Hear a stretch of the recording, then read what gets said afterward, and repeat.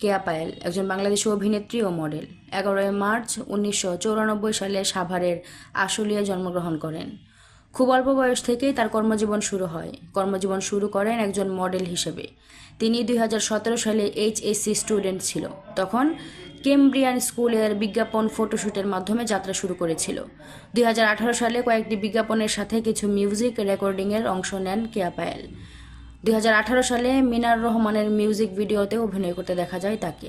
এরপর তাহসান এবং হাবিব ইমরানের সাথেও কয়েকটি মিউজিক রেকর্ডিংয়ে অভিনয় করেছেন। কেয়া পায়েল জনপ্রিয় অভিনেতা জোবানের বিপরীতে শর্ত প্রযোজ্য নাটকের মাধ্যমে ছোট পর্দায় অভিনয় করেন।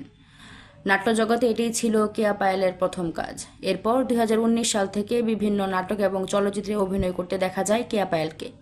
এছাড়াও আফরান নিশো, অপূর্ব, মোশাররফ করিমের মতো অনেক গুণী অভিনেতাদের সাথেও কাজ করেছেন। 2019 সালে ইন্দুবালা চলচ্চিত্রের দুর্দান্ত অভিনয়ের মাধ্যমে বেশ খ্যাতি অর্জন করেছেন কেয়া পায়েল।